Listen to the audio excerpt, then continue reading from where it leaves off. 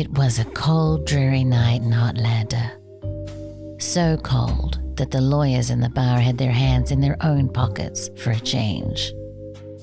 But that chill in my bones soon turned to fever the moment he walked in the room. I knew I had to have him. He must have come from some kind of sexy soiree, the kind that leaves you hungry, unsatiated, as his fire had been ignited, but not consumed. The telltale sign that was his energetic hard-on was unmistakable, while his root chakra had inflamed to encase his entire business district. It was more his energetic protrusion that convinced me. It was a throbbing, turgid, engorged, sultry rod of pure man energy. I could see it from across the room, but even those who did not have eyes to see became visibly disturbed by any chance contact with this glorious beam. I intuited this was going to be the ride of my life. Perhaps my beams had caused him to notice me as well. But upon catching my eye with just a fleeting glance, I noticed that just like a peacock spreading his tail, this man was about to blow into full sexual regalia.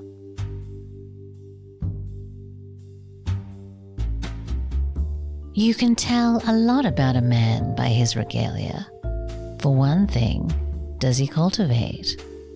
The perpetual masturbators do not realize that those emperors have no clothes. Well, energetically speaking.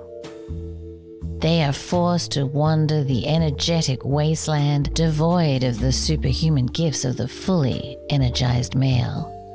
And gifts they are.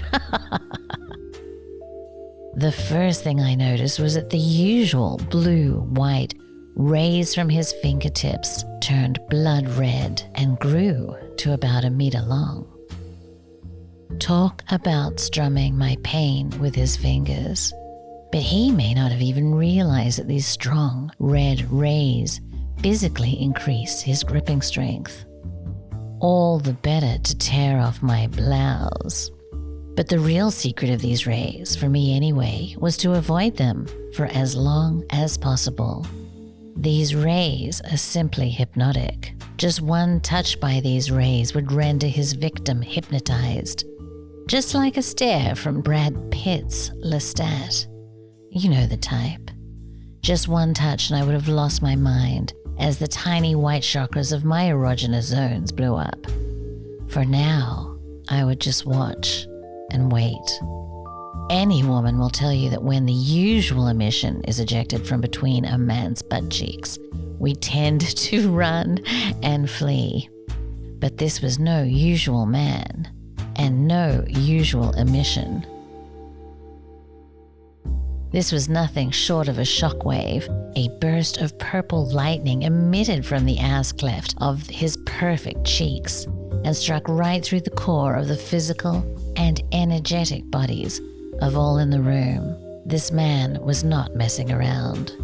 Within moments, a glorious crown of long red feathers grew from the top of his head, and from their tips showered down white sparkles.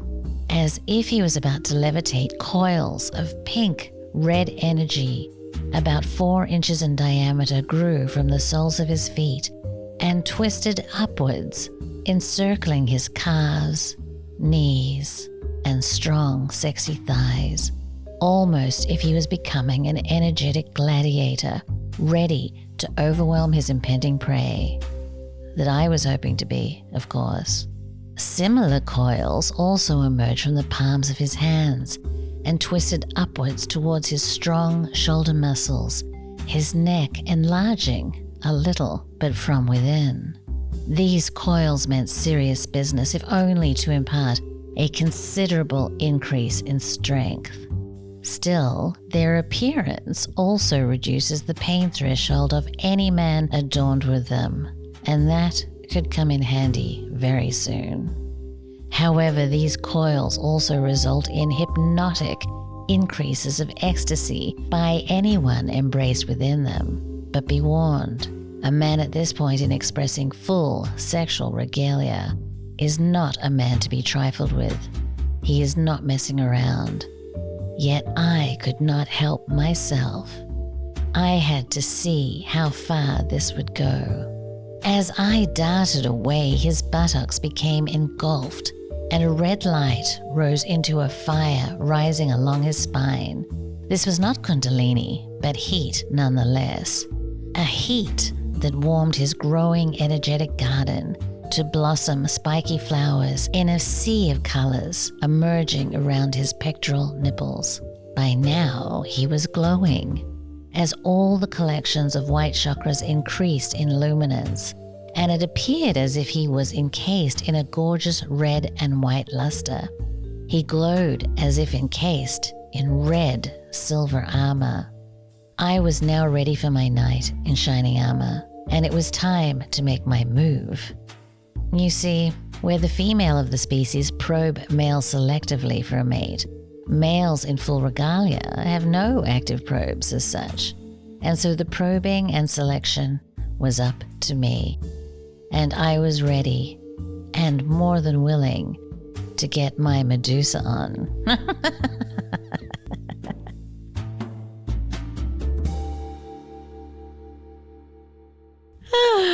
Oh, I hope you didn't hate that. That was my attempt at humor.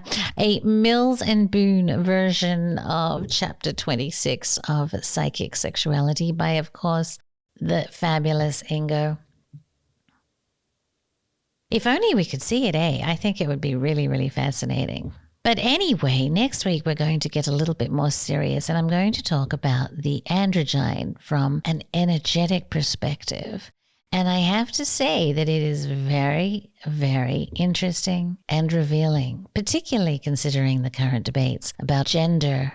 Thank you for listening, lovelies. And if you like this podcast and would like to support us, please go to magicalegypt.com, and I have made a special discount coupon just for you all. And the coupon code is LOVE. And that will get you $30 off any Magical Egypt purchase. Also, I've started Patreon, so you can mosey on over there and see if you want to contribute. But I appreciate you listening, and I appreciate all your support, and more soon.